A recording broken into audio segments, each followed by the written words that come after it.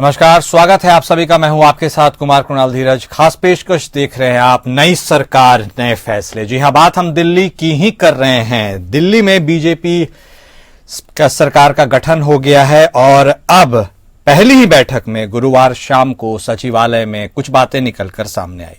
बैठक की अध्यक्षता करने के बाद सीएम रेखा गुप्ता ने कहा, पहली कैबिनेट बैठक में हमने 2 एजेंडों पर चर्चा की है और उन्हें पारित किया है। दिल्ली में 5 लाख रुपए के टॉपअप के साथ आयुष्मान भारत योजना को लागू करना और विधानसभा की पहली बैठक में 14 सीएजी रिपोर्ट पेश करना शामिल है। यानी यह 2 फैसले सबसे पहले। दिल्ली के सीएम रेखा गुप्ता ने कहा, हमने लोगों से जो वादे किए हैं उन्हें हम पूरा करेंगे। दिल्ली की पूर्व सीएम आतिशी ने दिल्ली में महिलाओं को 2,500 रुपए देने के बीजेपी के वादे पर दिए गए बयान पर दिल्ली की सीएम से जब पूछा गया तो उन्होंने कहा, हमारी सरकार है, एजेंडा हमारा होगा, हमें काम करने दीजिए, उन्हें हमें सब कुछ बताने की जरूरत नहीं है। उन्होंने सत्ता में रहते हुए जो करना था कर दिया है। दिल्ली की मुख्यमंत्री रेखा गुप्ता ने कहा, पिछली सरकार द्वारा 14 सीएजी रिपोर्ट सदन में पेश नहीं किए गए, बैठक में वो रिपोर्ट पेश किए जाएंगे। दिल्ली की मुख्यमंत्री रेखा गुप्ता ने आगे यह भी कहा कि मैं सामान्य प्रशासन, सेवा, वित्त, राजस्व, महिला एवं बाल विकास, भूमि एवं भवन, सूचना एवं जनसंपर्क, सतर्कता योजना तथा अन्य विभागों का कार्यभार संभालूंगी जो किसी अन्य मंत्री को आवंटित नहीं है। मुख्यमंत्री ने कहा कि प्रधानमंत्री के सपने को पूरा करते हुए उनकी सरकार दिल्ली में भ्रष्टाचार के खिलाफ मुखर होकर काम करेगी। जनता की पाई पाई का हिसाब होगा। उन्होंने कहा कि दिल्ली में अगले 3 साल में यमुना को साफ करने की रणनीति बनाई गई है। पीडब्ल्यूडी मंत्री प्रवेश वर्मा ने कहा कि दिल्ली सरकार की प्राथमिकताओं में यमुना नदी की सफाई सबसे अहम है और ये उनकी सरकार का बड़ा संकल्प है। उन्होंने कहा, हमारा सबसे बड़ा संकल्प यमुना की सफाई है, ये हमारी जिम्मेदारी है और हम इसे पूरा करेंगे। हम यमुना को पूरी तरह से साफ करेंगे और इसमें कोई कसर नहीं छोड़ेंगे। दिल्ली में पिछले 10 साल से सत्ता में रही आम आदमी पार्टी की सरकार ने यमुना नदी को साफ करने के वादे किए थे। हालांकि 2 कार्यकाल बीतने के बावजूद दिल्ली में यमुना साफ नहीं हो सकी। यमुना नदी की गंदगी का मुद्दा दिल्ली विधानसभा चुनाव में भी उठाया गया था। अब भारतीय जनता पार्टी की सरकार ने यमुना नदी को अपनी प्राथमिकता पर रखा है। चुनाव के दौरान भी भारतीय जनता पार्टी ने दिल्ली में यमुना नदी को स्वच्छ और निर्मल बनाने की बात कही थी।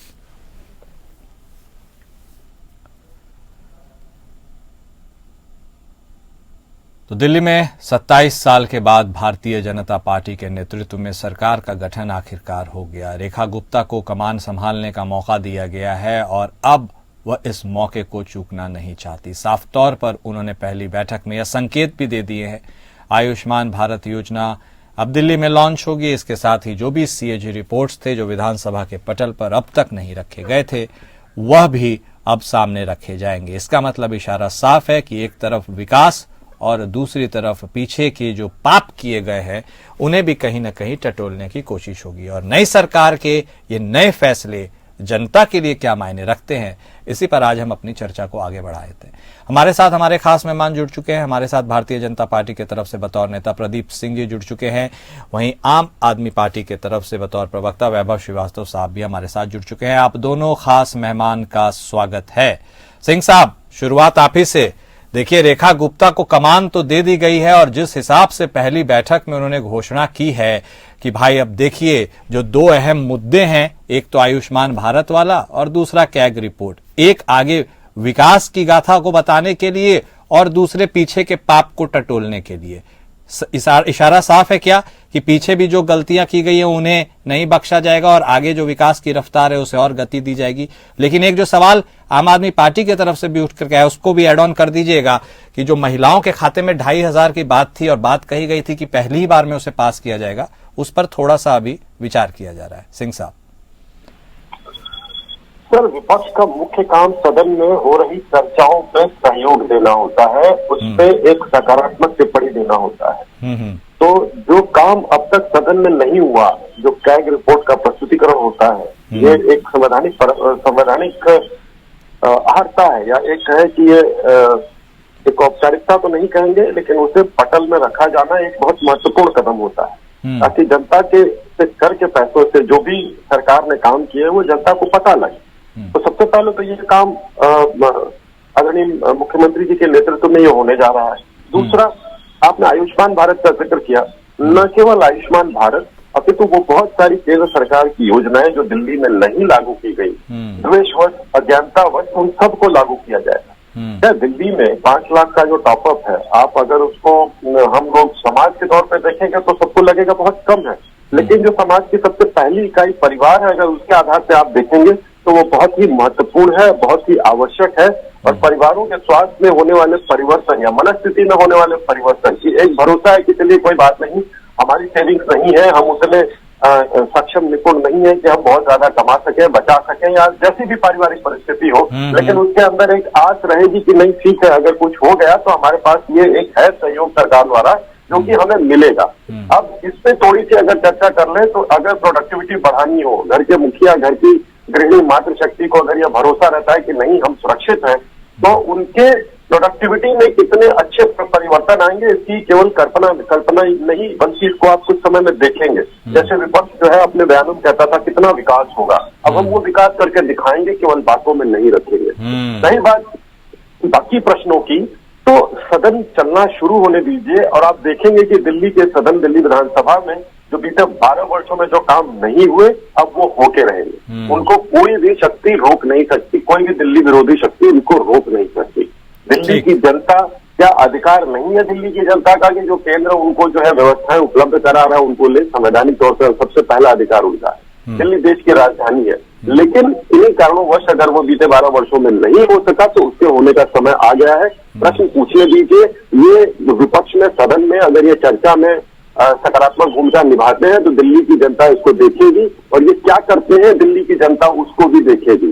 एक व्यक्ति जो टीम का या संगठन का खिलाड़ी होता है, अगर उसका कोई योगदान नहीं होता है तो टीम से उसको बाहर कर दिया जाता है। और इस समय क्या स्थिति है शायद दर्शक हमसे और आपसे ज्यादा अच्छी तरह से समझ रहे हैं। ठीक है सिंह साहब। अब वैभव साहब हमारे साथ जुड़े हुए। वैभव साहब देखिए, एक लिटमस टेस्ट आपके लिए भी है, एक litmus test Bharatiya Janata party के लिए भी है। भारतीय जनता पार्टी इतने साल से सत्ता के सूखे के बाद अब वह सत्ता पर विराजमान है, उसे डिलीवर करने की चुनौती है, और अब आप इतने अरसे के बाद विपक्ष की भूमिका निभा रहे हैं, तो आपको भी जनता के मुद्दों को सही कायदे से टेबल करने की जरूरत है। ऐसे में आपको लगता है कि आपके पास भी एक अपॉर्चुनिटी है, भले विपक्ष में है लेकिन अपनी बातों को गति और आवाज देने की, और खासकर जो गुप्ता साहब हैं जो पहले नेता प्रतिपक्ष हुआ करते थे वही आपके मॉनिटर भी होंगे, ऑर्डर ऑफ द हाउस वही तय करेंगे।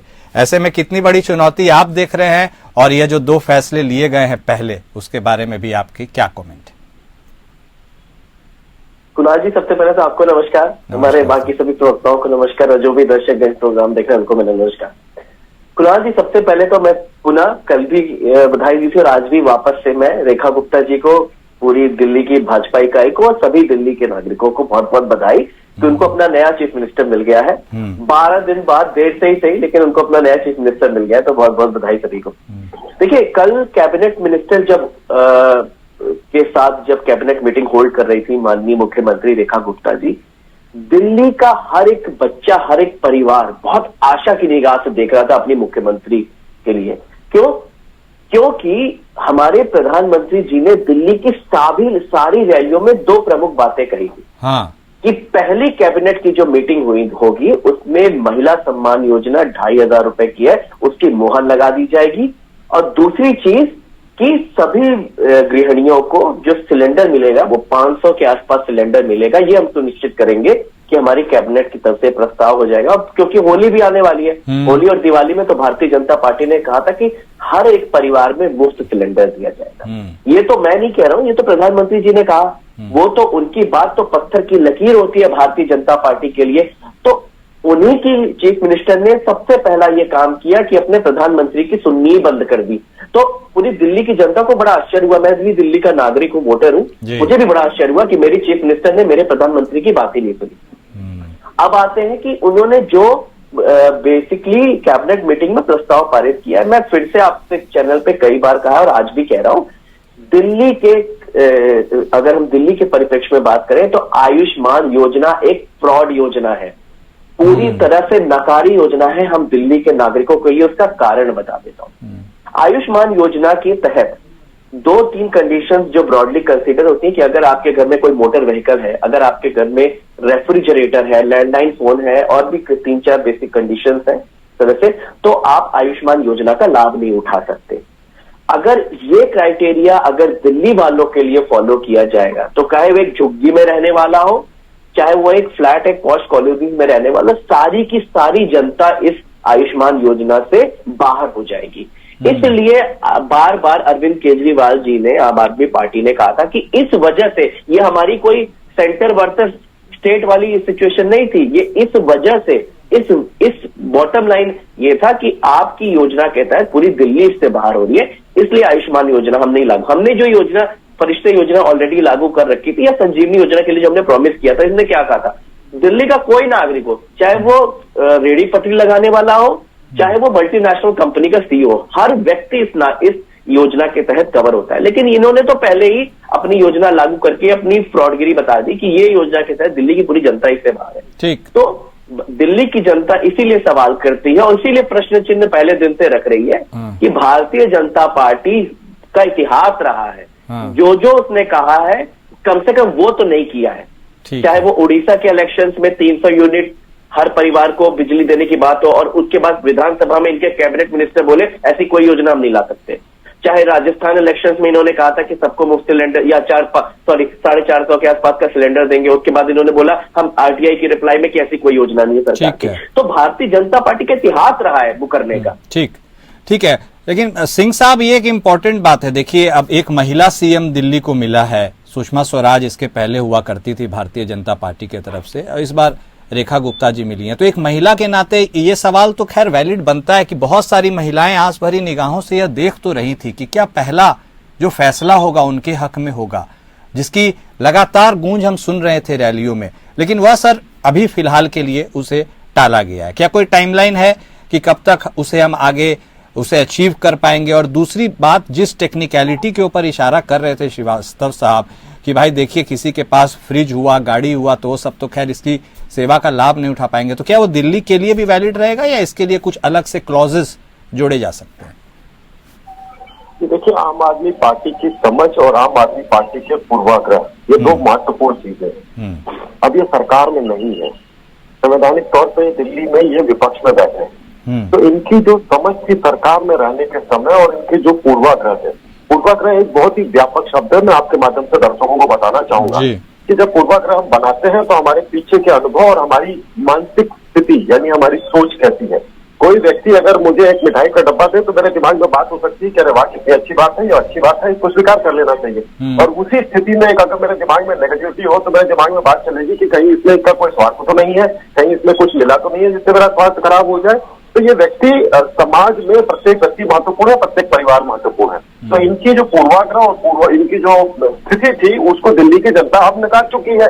अभी सरकार बनी है, कल शपथ ग्रहण समारोह हुआ है और हम जो वादे करके आए हैं, करके आते हैं, उनको पूरा करने के लिए जाने जाते हैं। हम नौटंकी और उस तरह की बातें कुछ नहीं करते हैं जिससे कि आपको लगे कि हम केवल जो है सीन क्रिएट करना चाहते हैं। इनका सीन क्रिएट करने का टेन्योर खत्म हो चुका। ये सारी बातें विधानसभा में आयुष्मान योजना पे जवाब नहीं दिया। इनके जो 22 विधायक हैं वो जब विधानसभा में पूछेंगे तो जवाब दे रहे हैं, उनको दिया जाएगा। जब वो जवाब का जवाब नहीं देगा जनता अपने आप को बच जाएगी। मैं बीच में नहीं टोकना पसंद करता, मैं चाहता हूँ कोई मुझे बीच में टोके। तो आम आदमी पार्टी ऐसी है, ठीक है, इनको जहां है इनको रहने दीजिए।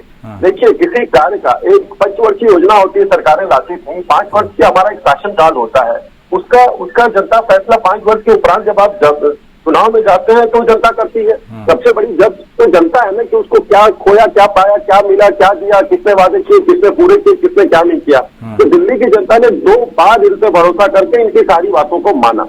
अब भारतीय जनता पार्टी का अवसर है कि वो जनता के किए हुए वादों को पूरा करेगी। तो ये अगर ढोल पीटते रहे, ये अपना ज्ञान निकालते रहे, आईटीएन है, पढ़े लिखे लोग हैं जिनको जनता ने अस्वीकार कर दिया, तो जनता को देखने दीजिए ना, समय चलने दीजिए। ठीक है, योजनाएं लागू होंगी। जो मार्च की बात कर रहे हैं, जो गैस सिलेंडर की आप बात कर रहे हैं, जो हमने टाइमलाइन दे रखी है उसको आने दीजिए पहले।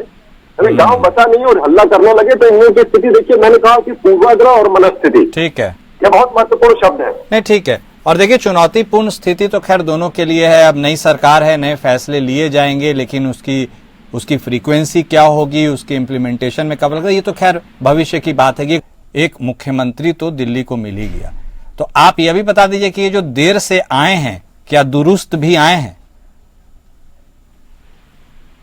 नहीं कुणाल जी, मैं तो कह रहा हूँ आप पूरे दिल्ली बोल रही है कि इनकी कितने दुरुस्त हैं। अभी इट्स वेरी शॉर्ट कि अभी हम इसको कमेंट करें, लेकिन जो पहला स्टेप इन्होंने लिया है ये तो बहुत ही मतलब चिंताजनक है और बड़ा आश्चर्य वाला है।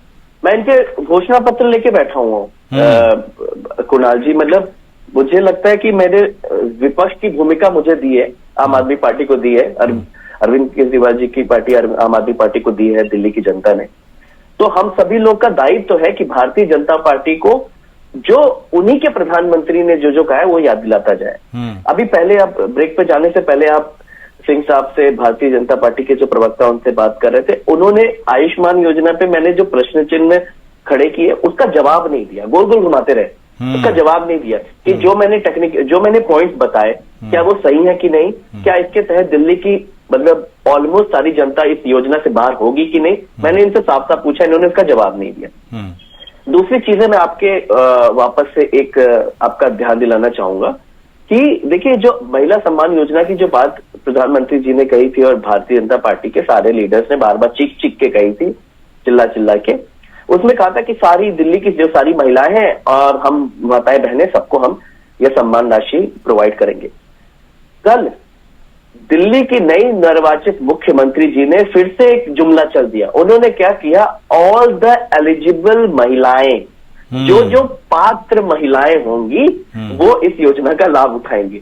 तो मैं फिर से कह रहा हूं, अभी से ही वो जुमला पार्टी ने, भारतीय जुमला पार्टी ने अपना एक और जुमला चल दिया, अभी से भी पात्रता पे आ गए। तो मैं इसलिए कह रहा हूं कि भारतीय जनता पार्टी का इतिहास रहा, मैंने 2-3 आपको एग्जाम्पल दिखाए, इस तरह के 50 एग्जाम्पल और है मेरे पास, जो इन्होंने कहा वो कतई नहीं किया। तो इसलिए हम इनको नहीं, तो आप क्या कह रहे हैं कि मतलब ये सिर्फ नैरेटिव के बेसिस पे जीत गए हैं क्या? डिलीवरी नहीं हो पा रही है क्या? इसके और आपका इशारा है? देखिए, इनको तो मौका मिला है, डिलीवरी तो अब ये करेंगे ना। हाँ। देखिए हो क्या, फॉर एग्जाम्पल 10 साल आम आदमी पार्टी की सरकार थी, आम आदमी पार्टी ने एक मॉडल रखा, ठीक है, जनता को उससे बेटर जो भी विजन रहा भारतीय जनता पार्टी का वो पसंद आया। यही डेमोक्रेसी की खासियत है, जनता ने जो मॉडल पसंद किया, जनता को वो सरकार मिली। अब जिस सरकार को मिली, और हमारी भूमिका ऐसा विपक्ष है, तो हम सरकार से सवाल करेंगे और चाहेंगे कि वो जनता, और हम तो इनके साथ खड़े हैं, हम तो इनका साथ देने को तैयार है। आप अपने वादे इंप्लीमेंट कीजिए, हम आपके लिए तालियां बजाएंगे, हम आपके लिए पीठ थपथपाएंगे कि भाई भारतीय जनता पार्टी बहुत अच्छी पार्टी है, देखो सारे अपने वादे पूरे करती, करके तो दिखाए ना। ये तो आते ही जुमले फेंकना शुरू कर दिए, झूठ बोलना शुरू कर दिए। ठीक है सिंह साहब, देखिए इस बार जो आपका विपक्ष है वो बहुत अरसे तक सत्ता पक्ष में था, तो आपको लगता है कि ऐसा एक एग्जामिनर मिल गया है जो भाई हर कुछ चीजों पर, हर क्वेश्चन आंसर पे ऊपर नजर अपनी बना के रखेगा? और क्या यह विपक्ष वाकई में आपको तटस्थ मजबूत लगता है, या फिर आपको लगता है कि नहीं ठीक है हम तो करके दिखाई देंगे, फिर अपने आप दूध का दूध पानी का पानी हो जाएगा? सवाल आपके जवाब से भी संतुष्ट नहीं दिख रहे थे वो फिलहाल, मतलब वानगी दिख रही है। ये देखिए, मैंने शुरू में ही बोला था, अपने हमारे कार्यक्रम के प्रारंभ में ही बोला था कि विपक्ष का काम सदन में होता है, सदन में ही कानून बनते हैं और सदन में ही इम्प्लीमेंटेशन की बात होती है। हमारी संवैधानिक संस्थाओं में सारे काम का नियत समय और स्थिति निर्धारित है। इन्हीं की सरकार थी जहां पे कोई नियत समय नहीं था, विधानसभा कब भंग होती है, कब शुरू होती है, वो मर्जी से, एक आदमी की मर्जी पे चलती थी। विशेष सत्र कभी भी बुला लिया जाता था, क्योंकि आप सदन के अंदर जो कहते हैं उसपे जो लगने वाले नियम है वो बाकी सदन के बाहर लगने वाले नियमों से भिन्न है। तो इनकी जो कुंठा थी वो सदन में ये उतारते थे, उसके बहुत सारे मीम बने, आप भी देखे हैं, जानते हैं, समझते हैं, और जनता तो देख ही रही है। ये इस तरह से जो चिकने घड़े बने होने का जो ये नाटक कर रहे थे, अब वो समय आ गया उसको खोला जाए। ये जो प्रश्न लेकर के बैठे हैं, अरविंद केजरीवाल जी ने क्या प्रश्न नहीं किया, वो क्या जनता नहीं जानती है? तो दिल्ली की जनता में जो इनके प्रति विरोध है वो इसी प्रकार से निकलेगा। ये अब चिकने घड़े, जो कच्चे चिकने घड़े होते हैं, वो हल्की सी पानी की हल्की सी बूंद आती है तो वो खत्म हो जाते हैं। तो सदन चलने दीजिए ना, आते टेक्निकल बातों पे आते हैं, हमारा देश कैसे चलता है, प्रक्रिया क्या है उसकी चलाने की। ठीक है, लेकिन एक बहुत बड़ी चुनौती, चलिए ठीक है, वो तो जब सदन चलेगा सर चुनौती आदरणीय देखिए, चुनौती जो है, हाँ। चुनौती एक बड़ा महत्वपूर्ण शब्द है। हाँ इस परिप्रेक्ष्य में कहाँ यूज किया गया है? हाँ दिल्ली की जनता ने समर्थन दिया चुनौती को स्वीकार करने के लिए। हाँ, तो जब जनता का समर्थन है तो सरकार के लिए कोई चुनौती नहीं रह जाती, वो दायित्व हो जाता है, उसको इम्प्लीमेंट करना ही पड़ता है। अच्छा, यमुना नदी का हमने वो दृश्य देखा है सिंह साहब, जब अब यमुना मैया की पूजा हो रही है, तो अब क्या वाकई वह सम्मान जिसके लिए यमुना मैया प्रतीक्षारत थी, वह सम्मान उन्हें मिल पाएगा? मिल पाएगा। आप सर हमारी वैचारिक विचारधारा को आप देखें तो हमने क्या समय दिया है, एक टाइमलाइन बताई, 3 साल के अंदर ये जो विपदा बनी हुई है। सर मैं 2001 में आया था दिल्ली में जी, यमुना जी की स्थिति की तब और अब 24 वर्षों में। आईटीओ के पुल से दोनों तरफ आप देख लीजिए, आपको समझ में आ जाएगा। वो सबसे पहली बात होती है आदरणीय।